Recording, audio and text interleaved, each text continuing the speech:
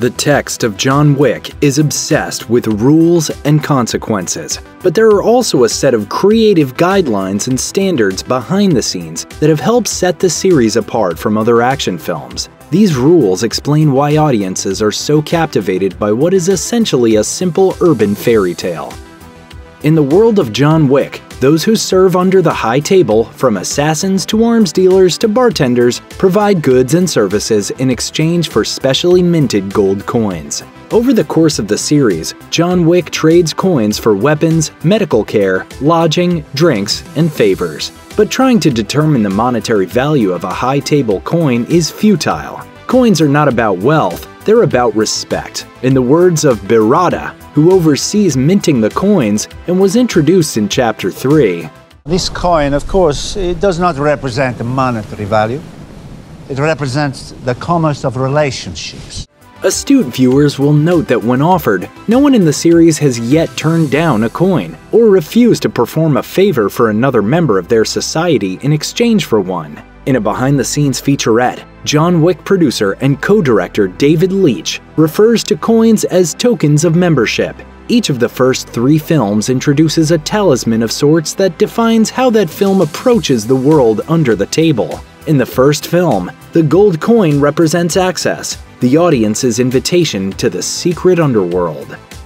In John Wick Chapter 2, a second talisman is introduced, the marker. Markers are golden tokens which flip open like a pocket watch to reveal a bisected silver plate inside. These plates serve as a record of debt. When one person under the table asks a significant favor of another, the one granting the favor has the right to demand anything in return at any time. The obliged party leaves a bloody thumbprint on one side of the silver plate. The one granting the favor keeps the marker and presents it to the other party when the time has come to call in the debt. Only once the favor is complete does the bearer leave their own bloody thumbprint inside the marker. The high table also keeps a record of markers to ensure the legitimacy of all debts. Someone holding your marker is a serious, unbreakable commitment. Even among a society of assassins, you are not permitted to kill someone who holds your marker, nor may you refuse to honor it. In Chapter 2, John initially refuses Santino D'Antonio's marker, and Santino burns down John's house in response, an action that holds up as entirely justified under the table. In Chapter 3, Sofia Alizwar honors John's marker even after John is declared excommunicado by the high table. Markers are the talisman of obligation. His marker with D'Antonio tethers John to the world of blood and guns, whether he likes it or not. When the first John Wick begins, John is 5 years retired from his life as the Baba Yaga, an assassin so legendary that he is feared even by those he serves. But he's only days separated from the death of his wife Helen, the person for whom he left the business. His leave of service from the Russian mob boss Viggo Tarasov was not easily won. John earned his retirement after the completion of an often invoked but vaguely described impossible task. It is implied throughout the series that escaping the assassin's life alive is essentially unheard of. Fate steps in to draw John back into the underworld after Helen dies an untimely but natural death. Viggo credits Helen's death to divine retribution for John's life as an assassin. John, who fears damnation himself, may also believe that God is denying him rest, though he pursues it nevertheless. It's appropriate then that the third and final talisman introduced in Chapter 3 is John's ticket. This important relic is a Russian Orthodox cross and rosary that he returns to the director, the woman who presumably raised him. After his excommunication, the ticket grants him a swift and secret exit out of New York, where he's beset on all sides by assassins looking to turn in his head for $15 million. Chapter 3's talisman represents escape, and it's no coincidence that this totem is the only one of the 3 that's broken upon use. Because, while he leaves New York behind for a time, ultimately there is no escape. It's the first rule the audience learns in John Wick, and it's the one that gets John in the most trouble. The Continental is a chain of hotels operated by the High Table, with locations around the world catering to globetrotting assassins. The Continental offers a variety of specialized services for their clients, such as doctors, arms dealers, and tailors who will make you the perfect Kevlar-lined suit. But the most important thing it provides is peace of mind. Anyone who conducts the business of assassination on Continental grounds will be summarily excommunicated by the High Table.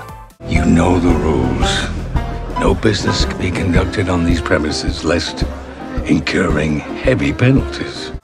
Completely cut off from the society's resources, excommunicated assassins are easy prey for anyone who wants them dead.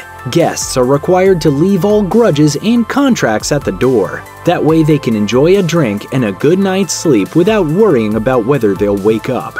John breaks this cardinal rule when he kills Santino D'Antonio in the New York Continental bar at the end of Chapter 2. This leads to not only his own excommunication, but consequences for anyone who aided the assassination or his escape from the High Table's judgment. Winston nearly loses his position and his life for offering John a 1-hour head start from pursuit. The Continental is sacred, not just as a base, but as a symbol that allows these cold-blooded killers to see themselves as civilized. When one considers the violence and cruelty of the real world, action movies can become a very guilty pleasure. Gun violence kills about 100 people in the United States each day, and it's impossible to ignore how popular culture normalizes or even romanticizes killing people with guns. The John Wick series in particular depicts gun violence as, well, extremely cool. Throughout the film's nearly non-stop action sequences, it's next to impossible not to delight in the creativity with which John Wick dispatches his foes. Some tallies put John's kill count at nearly 300 over the course of the first 3 films. Not all of them are with guns, of course. But there's a particular subtle creative choice that helps keep the John Wick audience from stopping to consider the carnage for even a moment. Despite the outrageous death toll, the series so far features absolutely zero collateral damage. Apart from some mobsters in over their heads in the first film, who presumably serve under the table, everyone John kills is also a killer. This effectively makes homicide as in bounds for John as punching is for a boxer. When you consider the psychic damage of decades of films in which thousands of random people die, these poor souls trapped in crumbling skyscrapers destroyed by monsters, aliens, and natural disasters. John Wick's polite isolation of violence is almost refreshing by comparison. Part of the reason why the John Wick franchise can isolate the scope of its violence specifically to the world of assassins is that, as far as the films are concerned, there is nothing but the world of assassins. In behind-the-scenes featurettes, producer-directors Chad Stahelski and David Leitch speak of the world of the first film as being heightened like a graphic novel. But as the series has evolved, it's much more apt to say that the world of John Wick is like a video game. John's is a world that may appear to be open and fleshed out, but in fact centers around only one idea or objective. In the John Wick films, everything the audience encounters revolves around professional killing. The Continental is like a home base where assassins can return, recover, and upgrade themselves with new weapons, health, and armor between stages. The society has its own economy and its own rules that players honor even when no authority figure is watching. And since the High Table seems to freely operate with no threat of police or government interference, there is no outside authority to enforce the kind of consequences one might face for their actions in the real world. Only the rules of the game matter. The John Wick series adopts the trappings of a virtual world, but when it comes to the actual filmmaking, there's very little virtual about them. One of the traits that separates the John Wick films from other hit action franchises of its time is its relatively spare use of visual effects in favor of practical stunts. Chad Stahelski and David Leitch, who co-directed the first chapter, are the co-founders of 8711 Action Design, a collective of stunt performers and coordinators who have been working on Hollywood productions for decades. 8711's influence has recently exploded thanks in large part to the success of John Wick. 8711 employs a wealth of stunt and martial arts expertise and an intricate pre-visualization process to experiment, design, and rehearse long, complicated fight scenes. They hold to an obsessive standard of quality, while also keeping the on-set production times, and therefore the expense of shooting, under control. While blockbuster action franchises boast computer-driven effects shots numbering in the thousands, the John Wick series is about showing off the elegance of practical stunt work, with CGI only taking prominence under specific circumstances, such as the motorcycle chase in Chapter 3. That's not to say that there isn't a great deal of CGI at play in John Wick. Like most modern movies, there are plenty of computer-generated gun flares, blood splatters, hidden cuts, and erased wires, but the effects are supporting the players, not the star. It's a different variety of spectacle more akin to martial arts films than other modern American action spectacles. The John Wick series' signature of long, close-up action takes is only possible because Keanu Reeves is a performer who is willing to dedicate countless hours to mastering any skill that the script demands. In preparation for each John Wick film, Reeves put in months of full-time training in martial arts, tactical shooting, and precision driving. As a result, the filmmakers have rarely had to stage scenes around hiding a stunt actor. This has also allowed them to maintain Reeves' connection with the audience throughout. Director Chad Stahelski was Reeves' stunt double for the Matrix films, and the two have a very close relationship. This means Stahelski is intimately familiar with Reeves' potential and limitations, and he playfully exploits Reeves' habit of gleefully throwing himself into training for a film. For Chapter 2, Stahelski brought in Brazilian masters the Machado brothers to help Keanu perfect his jiu-jitsu, and sent him to firearms training with world champion sport shooter Taron Butler. The results are dazzling and a little terrifying. It would be a bad idea to pick a fight with Keanu Reeves. When Reeves suggested that John Wick ride a horse in Chapter 3, Stahelski assigned him to learn trick riding because just learning to ride a horse would be too easy. Did we mention that Reeves also plays creative roles behind the camera, pitching story and stunt ideas? Still, let's remember to give some love to Reeves' stunt double Jackson Spadell, who gets tagged in to take John Wick's nastiest falls. Keanu Reeves isn't the only John Wick star who undergoes intensive stunt training. In fact, it's expected of just about everyone. Any actor portraying a character who gets actively involved in action sequences is expected to meet the rigorous standards of the full-time stunt performers who make up the armies of nondescript goons dispatched by John Wick and company. The goal is to use doubles as rarely as possible, allowing the camera to move freely and maintain a connection to the characters throughout fight sequences. The cast and crew refer to this practice as the John Wick program. Each actor gets trained in a fighting style specific to their character, often built off of the performer's pre-existing skills. Adrienne Palicki, who played Mrs. Perkins in the first film, paired with stunt performer Heidi Moneymaker. Moneymaker, Scarlett Johansson's Black Widow double, helped to develop a judo-based style that would allow her to convincingly take down the larger Reeves. Meanwhile, Michael Nyqvist, portraying Vigo, was assigned a drunken master style to portray a tough brawler past his prime who would have to cheat to win.